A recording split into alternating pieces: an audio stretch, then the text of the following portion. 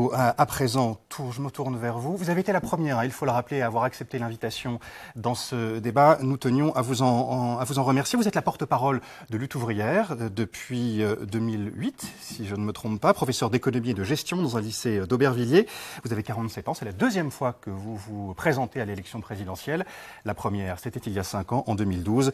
Vous aviez alors obtenu 0,56% des voix. Même question qu'à Jacques Cheminat, les internautes vous connaissent peut-être peu. Qui êtes-vous, au fond, Nathalie Arthaud, au-delà de cette brève présentation, et où comptez-vous emmener la France si jamais vous accédez à l'Élysée ? Alors, je ne vais pas jouer à ce jeu-là d'accéder à l'Élysée. Je sais très bien que je représente un courant minoritaire, mais en même temps, ce n'est pas non plus mon objectif. Voilà, je ne suis pas candidate pour aller à l'Élysée. Voilà, moi, je ne veux pas gérer les affaires dans ce cadre capitaliste qui est basé sur l'exploitation et sur l'oppression. Moi, je veux le renverser. Voilà, et je suis convaincue que les travailleurs, ensemble, collectivement, peuvent effectivement renverser cette société qui est dominée par le pouvoir de l'argent et par une classe, la classe capitaliste qui le concentre en ses mains et qui impose une véritable dictature en fait sur toute l'économie et sur la société. Et dans cette élection, j'appelle simplement les travailleurs, les ouvriers, les salariés, les employés, les chômeurs à exprimer leur politique, leur perspective à l'opposé de toute celle qui est présentée par les différents grands candidats. Alors peut-être que certains de ces ouvriers vous poseront des questions. Emmanuel Macron, changer de système économique, changer de système culturel, également faire coïncider les deux pour arriver à plus d'emplois. C'est votre proposition, Jacques Cheminade. Je me tourne vers vous maintenant, Nathalie Arthaud. Même question. Quel est votre projet pour faire baisser le chômage ? C'est pour nous la priorité. Et je crois que pour l'ensemble du monde du travail, c'est la priorité. Il faut un emploi et un salaire pour tout le monde. La première des choses, elle est toute simple, c'est d'arrêter cette hémorragie en interdisant les suppressions d'emplois, à commencer par ces entreprises qui font des bénéfices. Simplement, les suppressions d'emplois chez Peugeot, les suppressions d'emplois à la BNP Paribas, qui a réalisé 7,7 milliards de bénéfices et qui envisage de fermer des agences, de supprimer des emplois. Les suppressions d'emplois chez SFR, on les annule. On interdit ces suppressions d'emplois parce qu'à chaque fois, c'est des postes qui manquent pour les jeunes qui arrivent sur le marché du travail. Et la deuxième mesure, c'est évidemment d'imposer la répartition du travail entre tous. On est confronté à une véritable aberration où ceux qui sont en emploi ont du travail par-dessus la tête, où c'est les cadences, où ce sont des horaires qui sont devenus délirants. Il faut rajouter le temps de transport à tout cela. Et effectivement, ils n'en peuvent plus. C'est vrai pour le privé, c'est vrai pour le public aussi. On a beaucoup parlé des hôpitaux où le personnel était à bout. Donc il faut effectivement répartir le travail, tout simplement en baissant le temps de travail de ceux qui ont un emploi et donc en embauchant à côté. Mais pour nous, c'est tout simplement la priorité dans les services publics, je l'ai dit dans les hôpitaux, mais dans l'éducation nationale. Est-ce qu'il y a trop d'enseignants ? Mais non, pas du tout. C'est pareil dans les transports. Donc il y a un très grand nombre d'emplois à créer dans la société et il faut effectivement prendre l'argent où il est, c'est-à-dire dans les profits. Bien sûr que ça coûtera de l'argent au grand patronat, mais moi je crois que ça n'a pas de sens de voir aujourd'hui cette bourgeoisie prospérer, accumuler des sommes inouïes. Il faut effectivement que ces bénéfices, que ces profits, réalisés d'ailleurs par les travailleurs sur le dos des travailleurs, servent d'abord et avant tout à l'emploi et au salaire. C'est l'une de vos propositions phares, Nathalie Arthaud, l'interdiction des licenciements. Il y a un certain nombre de citoyens sur Twitter qui vous demandent, à l'image de fans de Bartha, est-ce que c'est vraiment possible d'interdire les licenciements? C'est tout simple, c'est tout simple. Aujourd'hui, quel est l'obstacle finalement à ce que on empêche la BNP de supprimer des emplois ou qu'on empêche PSA, le groupe Peugeot, Citroën de supprimer des emplois? Eh bien, c'est simplement le désir, la volonté égoïste de quelques actionnaires qui en veulent toujours plus. Donc, c'est une question effectivement de contrainte. Nous pensons qu'il faut les obliger, qu'il faut leur interdire, qu'il faut effectivement les contraindre. Sous peine, s'ils ne veulent pas collaborer, s'ils ne veulent pas, s'ils n'acceptent pas cette mesure qui est une mesure de salut public, je le répète, eh bien, sous peine de réquisition, sous peine d'expropriation. Parce que si cette classe capitaliste prospère en ravangeant des régions entières, en saccageant la vie de millions et de femmes, eh bien, on ne peut pas l'accepter. Autre question qui porte sur l'emploi et qui... Des internautes, juste Jacques Cheminade et Nathalie Arthaud, quand on vous entend sur ces premières réponses, on se dit qu'il peut y avoir des points de convergence entre vous sur la nécessité d'un État fort et interventionniste pour régler la problématique du chômage. Est-ce que vous pouvez tomber d'accord sur un ou deux points là-dessus? Non, moi je ne crois pas ça. Je crois que c'est un combat, c'est une lutte que les travailleurs ont à mener contre ceux qui décident aujourd'hui des licenciements. Vous savez, c'est pas des mesures c'est pas le Saint-Esprit. Hein. Quand il y a des usines qui ferment, quand il y a des suppressions d'emplois dans tous ces secteurs-là, ce sont des hommes et des femmes en chair et en os qui le décident, et qui le décident pourquoi? Eh bien pour augmenter leur rentabilité, pour augmenter leur profit à la fin.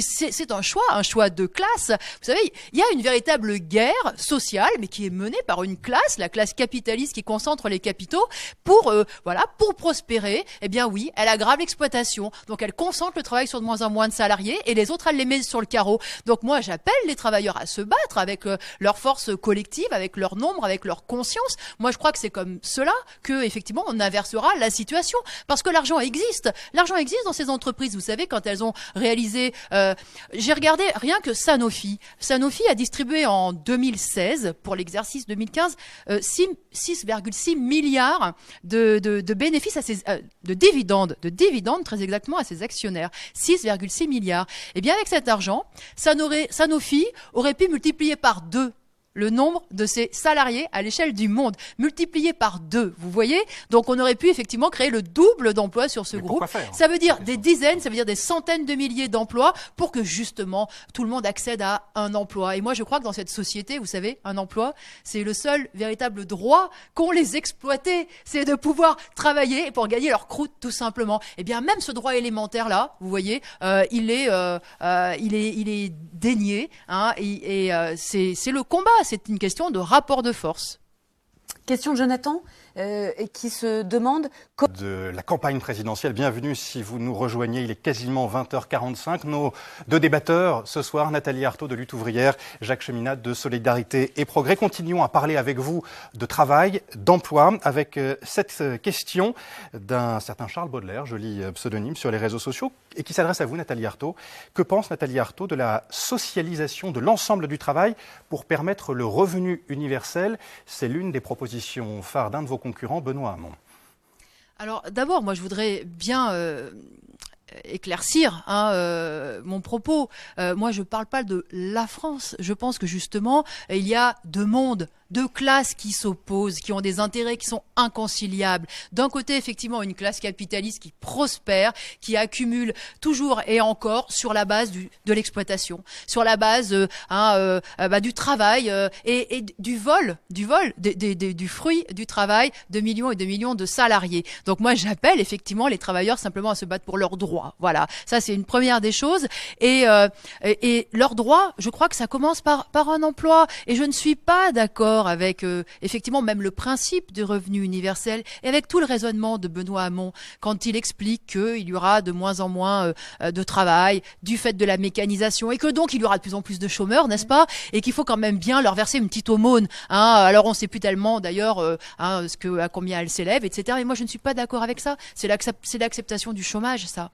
Donc moi je suis non pour lutter effectivement pour que chacun ait un emploi, pour que chacun ait un salaire, parce que je crois que le travail c'est pas seulement justement de quoi boucler les fins de mois, payer son loyer, c'est aussi de la dignité. Je crois que tout le monde dans cette société doit pouvoir être intégré à une activité utile en fonction de ses moyens, y compris ceux qui sont handicapés, y compris ceux qui sont invalides, parce que souvent d'ailleurs ils ont fait des boulots difficiles qui les ont cassés. Il faut aussi qu'ils soient intégrés à l'activité. Donc on répartit le travail entre tous, on baisse effectivement les heures de travail, mais on accède tous et on prend chacun part à l'œuvre collective en quelque sorte. Mais ça, je suis bien consciente que pour l'obtenir, il va falloir une levée en masse des travailleurs, parce qu'il va falloir l'imposer. La politique aujourd'hui des grands groupes capitalistes est exactement l'inverse, parce qu'il n'y a que leur profit, que leur enrichissement individuel qui compte. Eh bien, moi j'appelle les travailleurs à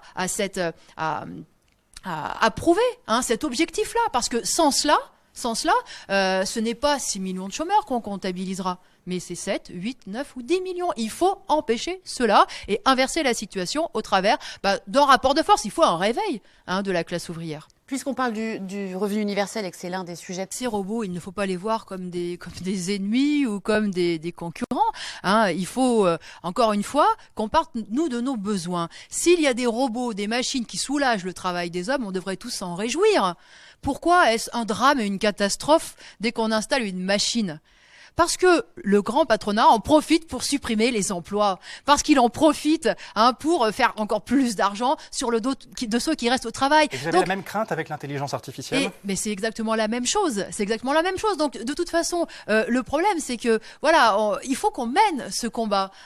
On ne peut pas laisser une minorité capitaliste, une classe qui est de plus en plus parasitaire, qui est minoritaire, qui est irresponsable, diriger cette société, parce qu'effectivement, on court à la catastrophe avec ce chômage de masse, avec l'exploitation pour les uns, la marginalisation pour les autres. Donc, s'il y a tous ces progrès-là, parce que, y compris ces robots, cette mécanisation, l'intelligence artificielle, elle produit des richesses, ça veut dire que tout le monde devrait pouvoir en profiter. Donc, il faut absolument empêcher qu'une minorité accapare tout cela pour son compte. Et il faut revendiquer notre dû. La société, on ne peut imaginer une société harmonieuse qu'ainsi, que si, effectivement, chacun accède à un emploi, à un salaire correct, à l'éducation, à un logement, à la possibilité de se soigner, effectivement, avec tous les progrès de la médecine actuelle.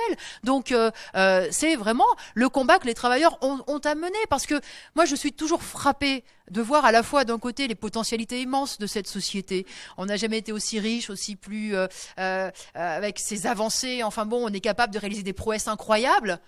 Et en même temps, on ne nous parle que de crise, de déficit et de sacrifice. Et on nous met dans la tête qu'il faudrait accepter de vivre moins bien que nos parents, qu'il faudrait accepter d'être plus pauvre, d'être de travailler jusqu'à 65 ans, 70 ans. Enfin bon, eh bien non, il faut effectivement être conscient que toutes ces richesses-là, ce sont les travailleurs qui les produisent tous, que c'est nous, les progrès de la médecine, les progrès des transports, ce sont nous les travailleurs qui faisons tout. Donc on a des droits dans cette société et il faut se battre effectivement pour les revendiquer. Jacques Cheminade, même question. Comme éducation et de culture, vous aurez l'occasion de vous exprimer là-dessus, Nathalie Arthaud, mais je voudrais quand même qu'on évoque encore deux sujets, celui des classes moyennes et des retraites, avant de clore ce premier chapitre. Première question de Noémie. Que sont pour vous les classes moyennes et que comptez-vous faire pour cette classe oubliée, Nathalie Arthaud? Alors c'est vrai que ça a été une invention, cette expression, les classes moyennes, pour ne plus parler de classe ouvrière. Voilà, parce que aujourd'hui, ceux qui se définissent comme classe moyenne sont ceux qui ont un emploi, sont ceux qui gagnent autour du SMIC, de 1 300 €, etc., etc.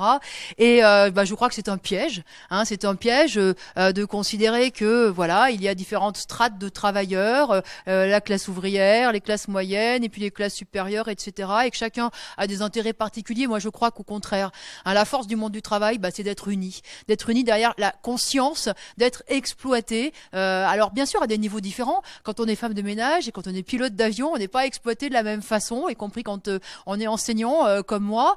C'est sûr qu'on n'est pas traité de la même façon. Et en même temps, notre sort il est commun, parce que quand on veut une augmentation de salaire, eh bien il faut se battre. On peut être licencié comme des journalistes, et il faut se battre. Et vous voyez, c'est cette conscience-là que moi je veux justement remettre en avant, parce que c'est avec cette conscience-là que les travailleurs ont gagné leur meilleur combat et ont réussi à faire avancer leurs conditions. Moi, j'appelle dans cette élection à ne pas se laisser abuser par ces candidats qui prétendent pouvoir transformer le sort des travailleurs demain, mais qui ne sont que des pantins, dont les ficelles sont tirées par cette classe capitaliste, parce qu'au bout du compte, c'est toujours elle qui a le dernier mot. Et ça, on le voit d'élection en élection.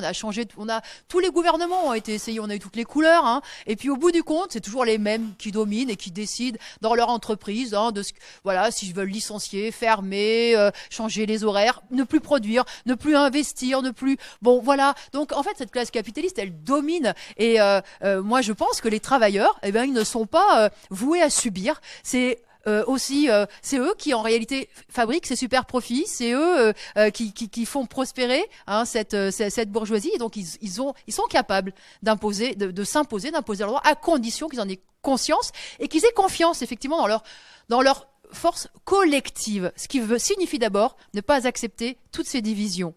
Je reviens à des considérations beaucoup plus prosaïques. Vous avez évoqué le SMIC, Nathalie Arthaud, dans ce que vous venez de dire. Aujourd'hui, il est de 1 150 € par mois. Si vous arrivez au pouvoir, même si on a bien compris que ce n'est pas ce que vous visez, vous, personnellement, à combien vous mettez le SMIC? Moi, je pense que l'objectif pour effectivement vivre correctement, c'est 1 800 € net par mois. Voilà, tout simplement. Jacques Cheminade? Je suis très proche de ce chiffre-là, c'est 1700. D'Evelyne, qui est retraitée depuis 3 ans et qui nous demande sur Twitter, je n'ai pas eu un centime de revalorisation donc depuis 3 ans. Que comptez-vous faire pour les retraites?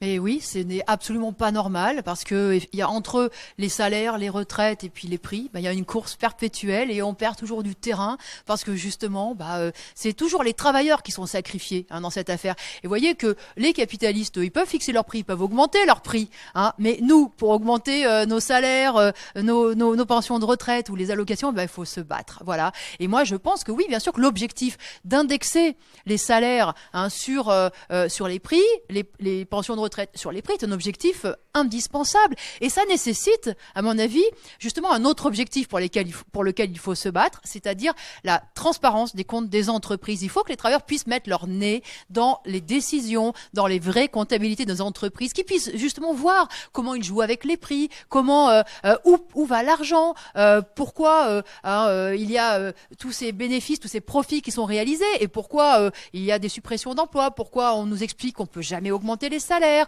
combien ils versent aux banques, combien ils touchent de l'État, parce que l'État verse à fond perdu dans ces grands groupes capitalistes. C'est 41 milliards, je vous rappelle, le pacte de responsabilité, 41 milliards qui ont été donnés dans ces grandes entreprises. Où sont-ils passés ces 41 milliards? Vous savez, voilà, dans les profits du CAC 40, c'est ça la réalité. Alors voilà, c'est aussi permettre aux salariés qui sont dans les entreprises, justement, d'imposer la transparence, le contrôle sur les comptes et sur les décisions des entreprises. Voilà comment on serait en situation, effectivement, de véritablement se défendre contre les attaques quotidiennes, contre notre pouvoir d'achat, contre nos emplois. Voilà. Jacques Cheminade. Oui, 2 points. Grand merci à vous. Restez avec nous. Posez-nous vos questions sur Twitter avec le mot dièse, le hashtag l'autre débat, tout attaché, ou bien sur la page Facebook Facebook Live, où vous pouvez nous suivre en direct. Deuxième thème après l'emploi, après le travail, l'éducation, la culture. On a commencé à en parler un peu avec vous deux depuis le début de ce débat. Et cette grande question qui va dominer nos échanges dans les minutes qui viennent, comment réduire les inégalités en termes d'éducation et en termes de culture. La France est l'un des pays où le milieu social influe le plus sur les résultats scolaires. C'est ce qui ressort notamment de la dernière enquête PISA menée par l'OCDE, l'Organisation pour la coopération et le développement économique. Comment faire donc pour tenter de réduire ces inégalités? Nathalie Arthaud. Mais il faut des moyens et il faut embaucher des enseignants, embaucher des aides, des ATSEM dans les écoles. Il faut commencer bien sûr par les écoles, les collèges et de façon massive. Les ATSEM, ce sont ces aides. Voilà, qui travaillent en école maternelle en particulier et qui sont très précieuses. C'est des aides très précieuses pour les enseignants. Et oui, parce que là, on parle de jeunes, d'enfants qu'il faut entraîner. Souvent, y compris, c'est des enfants qui ont besoin, parce que leurs parents n'ont pas pu faire d'études ou parce que leurs parents ne maîtrisent pas forcément bien le français, qui ont besoin que l'école leur apporte tout cela. Et donc, il faut effectivement baisser le nombre d'élèves par classe et donc embaucher des enseignants. Moi, j'entends que sur l'éducation nationale, il y a toute une série de faux débats. Alors, on nous parle de remettre en place l'uniforme à l'école, on nous parle des rythmes scolaires, on nous parle d'un tas de choses, mais de la carte scolaire, mais pas de l'essentiel. Et l'essentiel, c'est effectivement de pouvoir travailler en petits groupes, de pouvoir s'occuper de chacun des enfants, de pouvoir lui donner, l'entraîner sur la base de ce qu'il rend, d'attiser sa curiosité, l'envie d'apprendre. Et ça, je suis convaincue. Moi, je suis enseignante et je travaille à Aubervilliers, dans un quartier défavorisé. Je sais qu'on peut entraîner les jeunes, les enfants à tout cela, à condition d'en avoir les moyens. Voilà. Donc oui, moi, je pense que l'argent qui existe dans la société, et je trouve scandaleux de voir que le gouvernement, au lieu lieu de réserver l'argent public justement à l'éducation nationale, au transport, à la santé, s'en servent pour encore inonder le grand patronat sans condition, sans aucune surveillance, parce que cet argent-là, il devrait servir, et ça serait effectivement une richesse pour toute la société. Jacques Cheminade, comment on réduit les inégalités à l'école? On arrive sur ce thème, sur Facebook et sur Twitter. Une question posée par Arthur Imbert sur Facebook. À vous deux, quel est votre avis sur la réforme des rythmes scolaires qui a été très critiquée au cours des dernières années? Nathalie Arthaud. Mais je crois que justement, à partir du moment où on essaye de changer un certain nombre de choses, mais sans avoir le préalable, c'est-à-dire les moyens humains d'abord, les moyens humains, les moyens en encadrement, en compétences, tout ce qui pourrait être de cet ordre-là, les rythmes scolaires, parce que l'idée de dire que l'après-midi on puisse offrir aux jeunes, aux enfants diverses activités. Cette question, Nathalie Arthaud, quel est votre rythme idéal pour les élèves, les écoliers d'une classe de CE1 par exemple? Non mais sans doute que le rythme idéal, c'est de travailler un petit peu plus le matin, moins l'après-midi. En tout cas, d'utiliser les heures de concentration utiles. 9h, 11h30, d'abord cela, effectivement, de façon régulière. Mais encore une fois, le problème, c'est que si on oublie... C'est une bonne réforme, mais on n'a pas mis les moyens nécessaires. Si on oublie l'essentiel, c'est-à-dire comment on accueille les enfants, à quoi justement on les occupe l'après-midi, comment on leur ouvre véritablement des fenêtres sur le monde. Vous savez, de ce point de vue-là, les inégalités se sont creusées d'école en école, parce qu'effectivement, dans certains endroits, les élèves sont en fil des perles, quant à d'autres, ils vont découvrir l'équitation et au travers de cette activité, effectivement, apprennent toute une série de choses, y compris la confiance en eux. Donc, ça creuse en réalité les inégalités, parce que dès qu'on veut faire ce genre de choses, sans mettre les moyens, oui, on condamne les quartiers pauvres, les communes déjà en difficulté, à offrir une sous-éducation aux enfants. Donc, voilà, on peut pas faire comme ça du bricolage, il faut une véritable volonté. Et puis, tant que ceux qui gouvernent veulent d'abord et avant tout servir le grand patronat, la bourgeoisie qui le demande, on n'y arrivera pas. Donc encore une fois, c'est un combat aussi global qu'il faut mener. On continue de parler de culture et d'éducation. Cité sociale à l'école, comment on fait pour l'imposer si vous pensez que ça doit être le cas? Et puis sur la question que je reformule, quelle politique de recherche et quel rôle de l'État dans la culture? Non, mais moi je crois que la mixité sociale, à partir du moment où la société est gangrénée par des inégalités, où il y a des ghettos, où il y a des villes qui concentrent la pauvreté. Prenez Aubervilliers. Qu'est-ce que ça veut dire la mixité à Aubervilliers? Vous croyez qu'on va faire venir des enfants du 16e arrondissement pour aller dans les écoles d'Aubervilliers? Et combien même on le ferait? Qu'est-ce que ça? Vous croyez qu'ils se mélangeraient? Et vous croyez que tout ça, qu'ils apprendraient quoi par diffusion? Non. Non.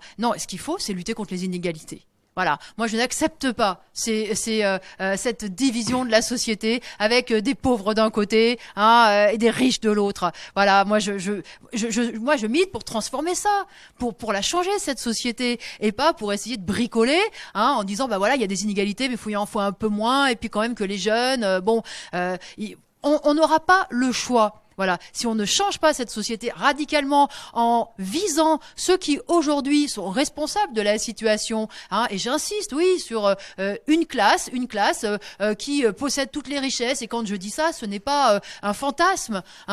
Aujourd'hui, en France, il y a 500 personnes qui possèdent 460 milliards à elles seules, c'est-à-dire plus que le budget de la France. Là, on parle de la recherche, mais vous vous rendez compte l'argent qu'il y a là, alors que la recherche, elle a elle doit se satisfaire de très très peu d'argent. Moi, je parle de 20 personnes qui possèdent 21 milliardaires, qui possèdent autant que 20 millions de femmes et d'hommes. Et non seulement ils possèdent énormément d'argent, mais ils concentrent du coup les décisions. Ce sont eux qu'on retrouve dans les conseils d'administration des banques et qui décident de qu'est-ce qu'on produit, où, comment, avec qui. Et donc, ils sont responsables effectivement de la situation sociale, des inégalités, de ce chômage. Et moi, je suis là pour dire aux travailleurs, on doit les combattre, on ne peut pas accepter cela. En fait, on nous parle de république, Mais en fait, on est dans un, on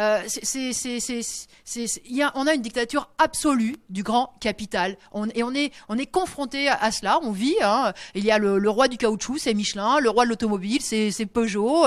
La reine des cosmétiques, c'est L'Oréal. Hein, et ils imposent leur volonté. Donc il faut changer cela. Et c'est comme cela qu'on pourra s'en prendre aux racines des inégalités, des injustices.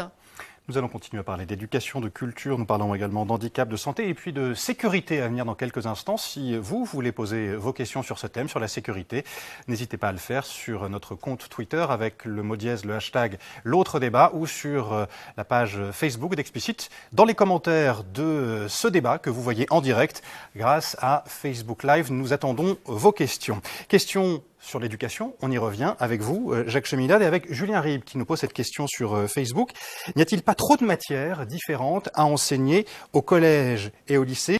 On va passer à une question sur le handicap qui nous est posée par Mac Manu sur Twitter. En tant que déficient visuel, Mac Manu veut savoir ce que vous proposez pour les personnes handicapées.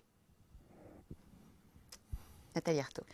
Bah, moi, ce que je propose pour tous, hein, c'est de se battre pour effectivement que la société, elle redevienne véritablement humaine, c'est-à-dire elle redevienne une société où tout le monde aurait sa place et où on ne serait pas conçus que comme des machines à être exploitées, hein, des machines d'ailleurs qu'on peut brancher quand on en a besoin, débrancher, mettre à la benne quand on en a plus besoin, parce que c'est comme ça que le monde du travail est traité aujourd'hui. Et oui, je sais que, y compris les personnes handicapées, les personnes invalides, hein, qui sont moins facilement exploitables, qui sont moins malléables, moins corvéables, et bien souvent elles sont exclues du monde du travail, exclues et de l'essentiel donc de la vie sociale. Et moi je trouve ça pas normal, mais encore une fois, toute cette société capitaliste, elle pousse dans ce sens-là d'inhumanité, où c'est la concurrence permanente, hein, c'est la compétition entre chacun, hein, et il faut se battre pour tout maintenant dans cette société,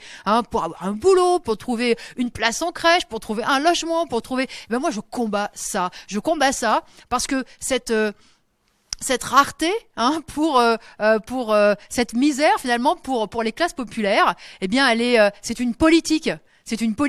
Et si on doit se partager nous la misère, c'est parce que à un pôle, il y a une minorité qui accapare l'essentiel des richesses. Et c'est ce combat-là qu'il faut mener si on veut effectivement, eh bien, une société, encore une fois, véritablement qui prenne en compte l'humanité dans toutes ses dimensions, dans toutes ses spécificités, dans toutes ses différences.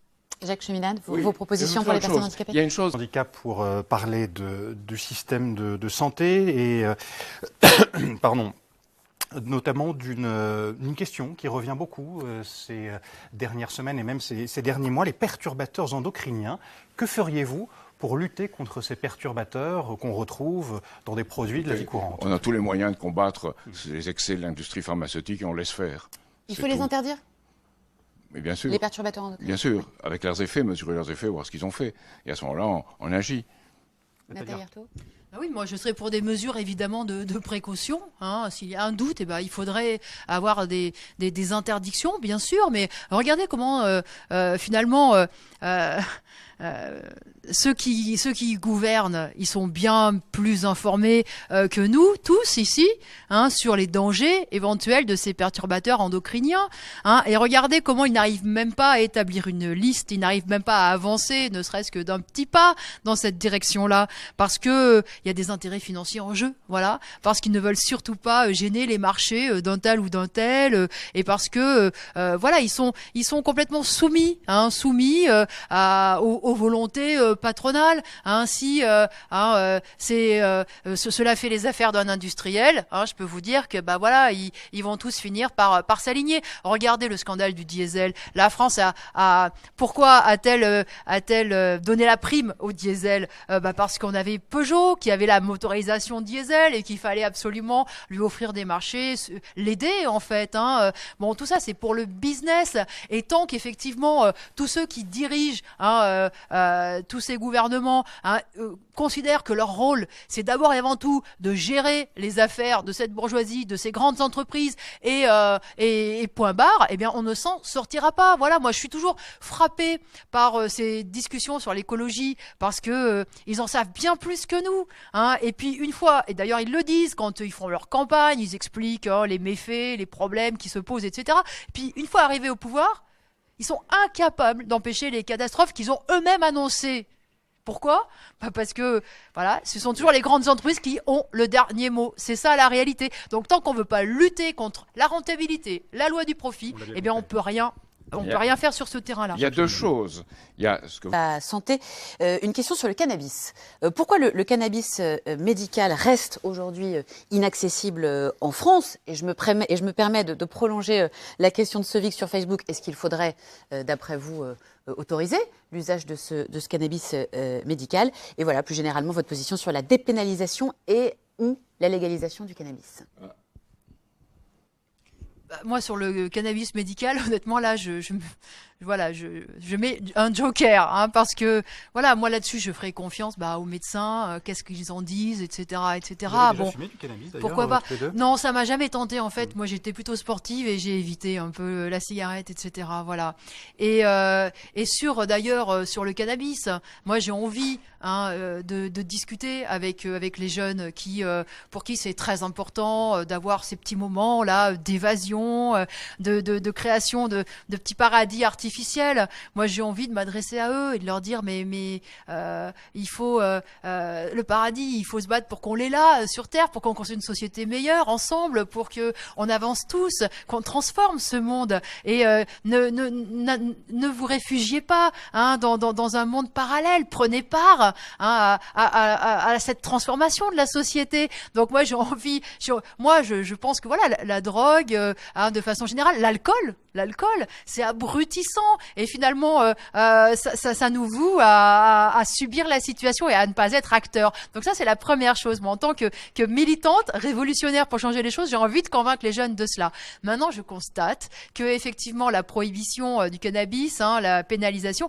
ça ne marche pas. Donc moi, je suis effectivement pour la dépénalisation. Après, le reste, je pense que il y a aussi un combat à mener, d'entraîner ces jeunes, les faire vibrer à un autre idéal.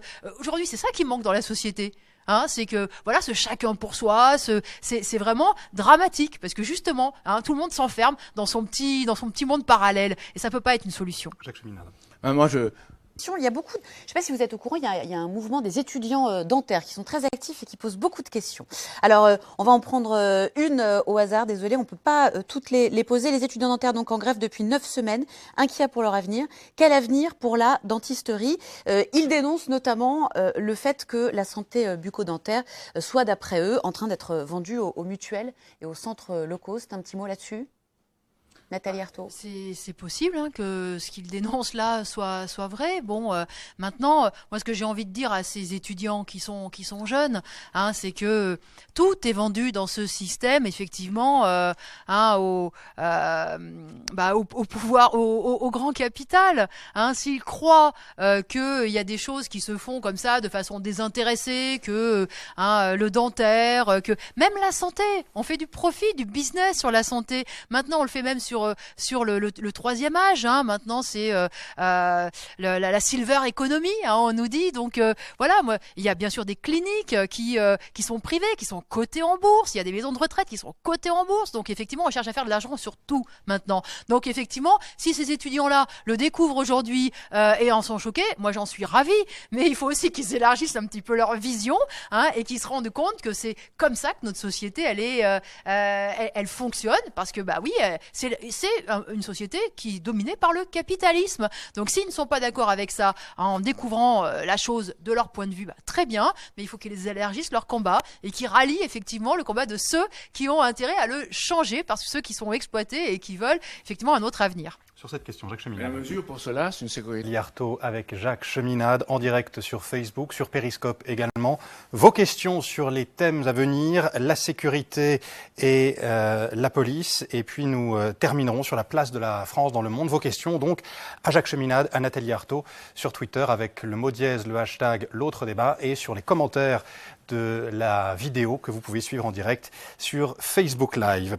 La sécurité, donc à présent, avec la lutte contre le terrorisme notamment, quel état de droit face au terrorisme? C'est la grande question qui va nous occuper dans les minutes qui viennent. Cela fait 16 mois maintenant que l'état d'urgence est en vigueur en France, 16 mois après les attentats du 13 novembre 2015.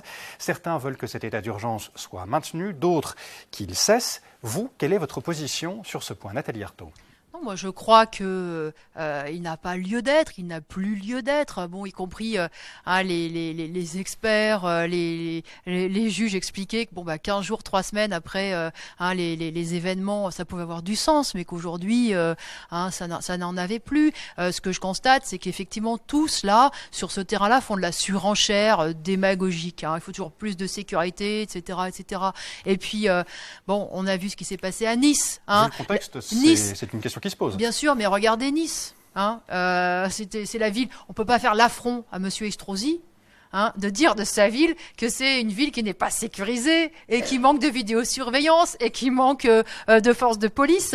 C'est une des villes sans doute la plus sécurisée. Et voilà. Et je crois que c'est complètement démagogique que de dire qu'il suffira de faire ci, de faire ça et que toujours plus d'état d'urgence. Voilà. Donc non, moi je crois que en réalité ils sont complètement démunis face à ce terrorisme. Je crois qu'ils ont une responsabilité, tous ceux qui ont gouverné en France, les dirigeants français, écrasante, effectivement, dans ce terrorisme, parce que d'où vient-il?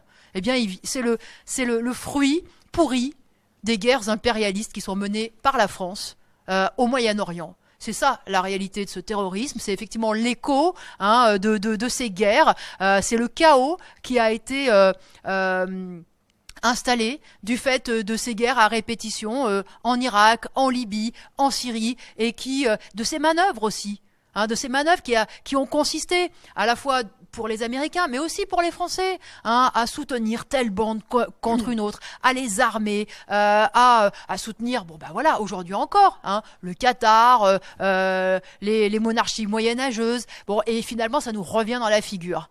Voilà la réalité des choses. Donc je peux vous dire que moi, tous ceux-là qui nous ont enfoncés dans cette situation-là, je ne leur fais absolument pas confiance. Jacques Cheminade, est-ce que vous partagez cette analyse? Pas confiance, mais je crois qu'il faut les chasser du pouvoir. J'ai cette thématique de la lutte contre le terrorisme et de l'état de droit. D'abord, Cyrus vous demande sur Facebook quels moyens est-ce que vous offririez aux forces de l'ordre pour lutter contre le terrorisme et la grande délinquance? Et une autre question de VMC sur Twitter. Quelle est votre position sur le fichier biométrique qui, par décret du 30 octobre dernier, fiche désormais les 65 millions de Français? Nathalie Arthaud. Moi, je suis contre, évidemment. Je suis contre ce fichier. Et encore une fois, en plus, là, on mélange la lutte contre le grand banditisme, la lutte contre le terrorisme. Je suis pas sûre que ce soit les mêmes moyens. Mais surtout, encore une fois, le problème, il faut le prendre à la racine. Et la première des choses, c'est d'arrêter de mettre de l'huile sur le feu, d'alimenter effectivement ce chaos au Moyen-Orient qu'on continue encore aujourd'hui d'alimenter, c'est y compris quand il y a un acte terroriste comme celui qui a eu lieu à Orly ce week-end, qu'on n'entende pas ces amalgames, que ça soit pas l'occasion de jeter son poison raciste, xénophobe contre les musulmans, d'entendre tous ces amalgames contre l'immigration, parce que tout ça justement, cela crée des fossés. Tout cela, c'est une politique qui pousse au communautarisme qui peut effectivement être aussi le lit de ce fanatisme-là. Donc voilà, moi je crois qu'il y a des choses quand même très à faire politiquement, et c'est exactement l'inverse de ce que nous proposent tous ceux qui prétendent avoir des super plans pour lutter contre le terrorisme. Avant de vous écouter, Jacques Cheminade, sur cette question notamment du fichier biométrique, très concrètement, pour prolonger votre réponse, Nathalie Arthaud, Thierry, faut-il plus de policiers, oui ou non? Et c'est oui, combien? Non, moi je crois pas. Pas plus de policiers. Non, je crois que la société, il faut qu'elle change. Elle est malade. C'est clair. La société est malade et il faut prendre le mal à la racine. C'est-à-dire faire en sorte qu'y compris ces jeunes là qui sont si désespérés, isolés, marginalisés, qui sont devenus fous pour beaucoup d'autres. Il faut comprendre d'où ça vient. Et il faut réparer tout cela en remettant effectivement, une société qui donne de véritables droits à tous. Donc moi je crois que s'il y a une lutte à mener, c'est la lutte contre ce chômage, contre contre ces inégalités, contre cette marginalisation, contre cette misère, contre toute cette situation qui tend les relations entre les gens, qui délite en fait les liens sociaux. Moi, je crois qu'on est dans une situation où de plus en plus on nous force à nous isoler, à nous forger une carapace. Il faut pas regarder la misère. On est déjà tellement en galère chacun pour soi et voilà. Et c'est ça qu'il faut changer parce qu'effectivement, on est dans une société de plus en plus déshumanisée et le résultat, c'est effectivement c'est aussi ça. C'est ce fanatisme religieux et ce terrorisme. Jacques Cheminade. L'accueil de ces réfugiés qui dépend aussi d'une décision du gouvernement. Oui, bien sûr. Et d'ailleurs, cette politique du gouvernement Hollande, prétendument de gauche, socialiste, est purement criminelle parce que ces centaines de milliers de femmes et d'hommes qui ont réussi à mettre le pied sur le continent européen sont des survivants. Voilà, ils viennent tout droit de l'enfer, ils ont traversé la Méditerranée au péril de leur vie, en jouant à la roulette russe avec leur vie. Et ici, ils se retrouvent enfermés dans des camps, derrière des barbelés. Ils sont traqués par la police quand ils veulent faire quoi? Rejoindre de la famille, des amis dans un certain pays, parce que justement le pire, c'est que il y a des bonnes volontés. Ils auraient, y compris des gens prêts à les aider, à les accueillir, et on les en empêche. Donc effectivement, moi je dénonce cette politique et moi je me bats pour que les travailleurs ils aient cette conscience qu'il faut effectivement reprendre ce mot d'ordre de la liberté de circulation et d'installation de tous les opprimés de cette terre. Parce que ce n'est pas qu'une question de solidarité ou d'humanisme, c'est aussi une question d'intérêt. C'est notre intérêt à tous. Quand on est, nous, ici, dans une région désertée par les entreprises en France, heureusement qu'on peut aller dans d'autres régions, qu'on peut se déplacer, qu'on peut circuler. Et quand on ne trouve pas de boulot en France, combien de jeunes partent en Angleterre, au Canada, en Australie, et ils peuvent le faire. Ils ont cette liberté-là. Eh bien moi, je suis pour que cette liberté-là, elle soit donnée à tous, tout simplement. Et c'est notre intérêt commun, parce que la force des travailleurs, c'est justement de ne pas se laisser diviser, se laisser dresser les uns contre les autres. Vous parlez de solidarité, Nathalie Arthaud. Non mais accueillir les migrants, c'est pas pousser les murs, et puis voilà, partager votre lit avec, c'est pas ça. Certains l'ont fait non, en France. Mais écoutez, moi c'est pas ça que je demande. Ce que je vois, c'est qu'aujourd'hui, combien y a-t-il de logements vacants ici? Combien y a-t-il d'emplois à créer dans le bâtiment, parce qu'il manque des logements, il paraît qu'il en manque plus d'1 million, des logements accessibles à un salaire d'ouvrier, il faut les construire, il manque des peintres en bâtiment, des électriciens pour construire tout ça, on a besoin de bras. Moi quand j'entends qu'on peut pas accueillir toute la misère du monde, mais c'est une escroquerie. La misère, il la fabrique à coup de chômage et de précarité. Mais en réalité, il y a beaucoup d'emplois à créer, et on pourrait se répartir le travail et faire que tous les bras, justement, participent à soulager le travail de tous. Il y a énormément de richesse dans cette société, mais il faut se battre pour effectivement que cette richesse, elle serve à tous. Et moi, je crois que l'intérêt des travailleurs, c'est justement, au lieu de se dresser les uns contre les autres, de se dire il faut qu'on se partage la misère et qu'on se batte pour se partager la misère, il faut se battre pour que une minorité n'accapare pas toutes les richesses de cette société. Moi, je trouve complètement fou, alors que ce sont des femmes et des hommes qui arrivent avec cette volonté de travailler, de construire. Mais vous savez, d'ailleurs, l'immigration, elle a construit la France. Les barrages, les routes, les logements. Quand j'entends Marine Le Pen nous expliquer que c'est un problème, mais si ça se trouve, sa voiture, elle a été fabriquée sur des chaînes de montage par des travailleurs immigrés ou par des descendants. Donc la réalité, c'est que l'immigration forme une partie importante, une fraction importante de la classe ouvrière, c'est une partie intégrante de la classe ouvrière. Et voilà, moi je suis toujours révulsée d'entendre ces discours de rejet, de nationalisme. Bon. Et encore une fois, Marine Le Pen se dit indignée de ce que l'on donne quelques euros à des demandeurs d'asile. Quelques euros par jour, c'est rien. Jamais on l'entend dire un mot quand on apprend que Carlos Ghosn, le PDG de Renault-Nissan, gagne chaque jour 41 000 euros. Là, elle n'a rien à dire contre cela. Mais pourtant, le problème, il faudrait le prendre par ce bout-là. Effectivement, par ces parachutes dorés, par ces grandes rémunérations, par ces dividendes, par ces grandes fortunes. Et là, oui, en organisant la société, rationnellement, en fonction des intérêts de tous, il y aurait de la place pour tout le monde sur cette planète. Avec un trait quand même très particulier de notre époque, On parlait de cette crise migratoire, on a pu mesurer à cette occasion les lacunes de l'Europe. David, sur Facebook, vous demande si vous êtes d'accord avec Jean-Luc Mélenchon quand il dit l'Union européenne, on la change ou on la quitte. Et on vous invite à faire des réponses un peu plus courtes, parce que plus vous faites des réponses courtes, plus on peut répondre aux questions des internautes. C'est une question, le Frexit, qui est reprise par d'autres internautes, Tony Kindred, si j'arrive bien à le lire, sur Twitter. Enfin bref, voilà, c'est un sujet qui intéresse nos internautes. Là-dessus, moi, je ne suis pas du tout d'accord avec Jean-Luc Mélenchon, et je pense que c'est de la diversion. Que, effectivement, taper sur l'Union européenne, ses responsabilités, faire croire que c'est de l'Union européenne que vient le chômage, etc., c'est tromper les travailleurs. Et c'est justement exonérer de ses responsabilités la classe capitaliste contre laquelle il faut se battre. On reste dans l'Union européenne, Nathalie Arthaud ? Moi, vous savez, sortir de l'Union européenne, sortir de l'euro, est-ce que cela va aider les salariés à obtenir des augmentations de salaire ? Non, je ne crois pas. Est-ce que ça va empêcher les suppressions d'emplois dans les Android ? Je ne crois pas. Hein, tout ça, c'est effectivement de la diversion. Encore une fois, on nous montre l'Union européenne, l'étranger comme responsable, alors qu'on a à régler nos problèmes là, face à ceux qui nous exploitent tout simplement, et ceux qui prennent les décisions, et qui sont bien en chair et en os, et qui ont une politique. Donc il faut que les travailleurs ils aient une politique et qu'ils identifient leurs ennemis, les responsables de leurs conditions. Sur le Frexit, Jacques Cheminade. L'Union européenne. Pour quelle relation avec l'Amérique de Donald Trump ? Bon, moi, je joue pas à la présidente. On est d'accord.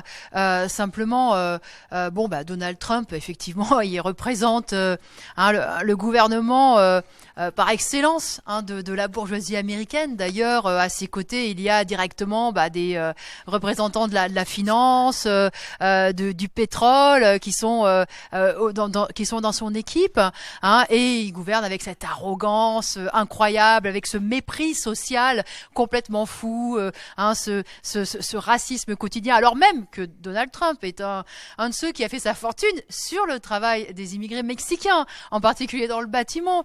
Donc voilà, il est vraiment à l'image de la bourgeoisie pour laquelle il gouverne, Donald Trump, et en même temps, vous savez, c'est pas qu'une question de bonhomme, parce que Donald Trump effectivement laisse planer des doutes sur sa politique internationale, sur sa politique guerrière, etc.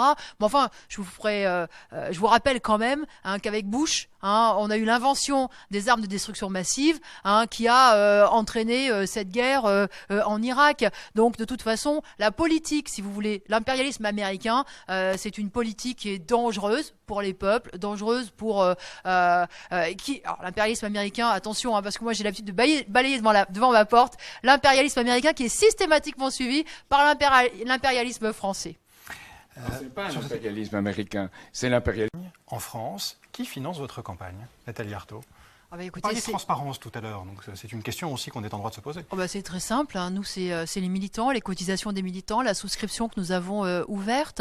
Ma campagne, elle va nous coûter un peu moins d'1 million. C'est une campagne qui sera d'ailleurs remboursée à hauteur de 800 000 euros, parce que il y a un remboursement de 800 000 euros, quel que soit le score que l'on réalise. Donc nous, elle nous coûtera 100 000 ou 200 000 euros, cette campagne. Voilà. Et vous payez vos costumes ? Complètement. Et je peux vous dire que j'ai jamais rien acheté à 6 500 euros. Qui finance votre campagne, vous, Jacques Cheminade ? La même chose, ce sont des militants, ce sont des donateurs. Notre campagne jusqu'à maintenant coûte 140 000 euros environ. La campagne totale plus les 150 000 euros d'avance de l'État, ça fera 290 000. On aura 100 000 euros de plus. On arrivera vers 400 000 euros. Donc c'est encore moins que Lutte ouvrière. C'est très peu. Parce que moi, je fais beaucoup de meetings, figurez-vous. Je vais dans toutes les villes, je me déplace parce qu'on fait une campagne militante. Parce que justement, on n'attend pas que les grands médias nous donnent la parole. Et on sait que, voilà, le militantisme, le bouche à oreille militant, c'est quelque chose d'important aussi. C'est ce qu'on Donc fait aussi. voilà la campagne aussi que je fais sur le terrain. Mais je crois que Jacques Cheminade par rapport à Nathalie Arthaud, un peu plus de 2 minutes d'avance. Une question, Nathalie Arthaud, d'A. Chuseville, posée sur Twitter. Philippe Poutou a préféré rester à Bordeaux ce soir. Il y a des raisons sociales à cela. Son usine est en grève, nous l'avons dit en ouverture de ce débat. Cette question, pourquoi ce qui était possible en 99, demande cette personne, une liste commune lors d'une élection, ne l'est pas aujourd'hui en 2017 entre le nouveau parti anticapitaliste de Philippe Poutou et Lutte ouvrière que vous représentez? C'était effectivement un scrutin de liste. Je crois que c'était les régionales. Là, il s'agit d'une présidentielle et c'est bien normal que chaque courant puisse s'exprimer. Vous savez, on a eu cette nuance de gauche, cette nuance de droite aux différentes primaires. Et là, nous sommes deux courants de l'extrême gauche. Et y compris dans le mouvement ouvrier, y compris du côté des travailleurs, il n'y a pas de raison qu'il y ait un parti unique. Nous avons nos différences et nous avons, ce point commun de partir du problème, du point de vue et des problèmes des travailleurs. Mais il n'y a aucune raison que l'on ne se saisisse pas de la parole. Vous savez, dans cette élection, l'essentiel, et moi je tiens à le dire justement aux travailleurs qui nous écoutent, c'est de s'exprimer et c'est de pouvoir, tous ceux qui se retrouveront derrière le programme de lutte que je présente, qui se retrouveront derrière cette idée de dénoncer l'exploitation, de dénoncer la dictature de la classe capitaliste et qui justement pourront comme ça ne pas rester isolés, mais qui pourront rallier un camp, pourront, se compter et mesurer le courant qu'ils représentent, parce qu'il y a beaucoup de gens qui sont révoltés aussi, mais chacun dans son coin, de façon isolée, s'exprimer collectivement, c'est déjà quelque chose d'important, c'est apparaître comme une force politique, c'est prendre confiance dans ce que nous représentons comme force, parce que c'est 200 000 voix, mais 0,56% en 2012. 200 000 voix, vous allez me dire, c'est pas beaucoup. Je peux vous dire que 200 000 travailleurs combatifs, conscients de leurs intérêts, qui ont envie d'en écouter dans toutes les entreprises, quand il y a justement un peu de colère sociale, ça peut compter, ça peut changer beaucoup de choses, ça peut faire gagner des grèves, ça peut développer une véritable un mouvement social. Et donc moi c'est pour cela que je milite. 3 questions encore à vous poser avant la fin de ce débat. À vous encore, Nathalie Arthaud. Vous avez encore un peu de retard sur Jacques Cheminade. Question qui concerne l'indépendance des médias en France. Vous l'avez évoqué tout à l'heure. Que comptez-vous faire? Quelles sont vos propositions pour garantir l'indépendance des rédactions des médias en France? Moi, je suis pour, de façon générale, moi je suis communiste, je suis pour l'expropriation de la bourgeoisie. Je suis pour l'expropriation de la propriété privée des grands moyens de production. Donc effectivement, les médias, ça fait partie effectivement des secteurs que je pense qu'il faudrait, comme le secteur bancaire, faire fonctionner de façon collective. Voilà, de façon collective pour l'intérêt public. Réponse courte, Jacques Cheminade, sur cette question. Que comptez-vous faire sur l'indépendance des médias pour garantir l'indépendance des médias? La politique du Conseil national. N'oubliez pas votre... Déjà donner le droit de vote aux étrangers dans toutes les élections. François Fillon, Je suis partisan de cette mesure. François Fillon, ce soir, regrette que tous les candidats à l'élection présidentielle, les 11 candidats à l'élection présidentielle, n'aient pas pu être invités sur le plateau de TF1. Quelle est votre réaction à cette déclaration du candidat du Parti Les Républicains? Il n'est quand même pas allé jusqu'à conditionner sa participation à ce débat à cela. Jacques Cheminade. Même réponse. On peut dire des choses et après ne pas faire ou ne pas agir en fonction de ce qu'on dit. Avant de terminer, avant de conclure, une dernière question. Un mot, Jacques Cheminade, pour résumer votre programme et votre idée de la France, votre programme en quelques mots. En quelques mots, se libérer de l'occupation financière et culturelle pour bâtir un ordre de justice, de paix par le développement mutuel et de vraie croissance physique. Nathalie Arthaud, puisque c'est vous qui avez le dernier mot, comme le tirage au sort on a décidé avant le début du débat. Donc moi j'appelle les travailleurs, les ouvriers, les employés, les chômeurs à rejeter cette duperie de l'élection qui nous pousse, en tout cas qui installe toute une pression pour qu'on choisisse parmi 3, 4 candidats qui sont tous des adversaires, qui sont tous des serviteurs dévoués de la bourgeoisie, et je les appelle à affirmer leurs intérêts, leur politique, qui est d'abord et avant tout une politique de lutte pour effectivement un emploi, un salaire, un logement, et donc je les appelle à faire un vote tout simplement de conscience, de conscience de classe et un vote de combativité et de fierté ouvrière. Merci à tous les deux d'avoir accepté l'invitation d'Explicite ce soir pour venir débattre et surtout répondre aux questions des internautes. Et elles étaient nombreuses, toutes ces questions. On n'a pas pu malheureusement toutes les poser. On a passé quand même plus d'1h40 à essayer de répondre à un maximum de questions. Voilà, c'est la proposition que vous fait Explicite. Merci donc à tous les deux d'avoir accepté notre invitation. Merci au groupe OnePoint de nous avoir accueillis ce soir. Merci à toute l'équipe d'Explicite qui nous a aidés à retransmettre ce débat. Et merci à vous de nous avoir suivis, de nous avoir fait part de vos questions. Restez connectés à Explicite sur Twitter, sur Facebook. Nous allons vous faire vivre et nous allons suivre avec vous la campagne présidentielle en France, campagne 2017. À très bientôt. Bonne fin de soirée. Bonsoir.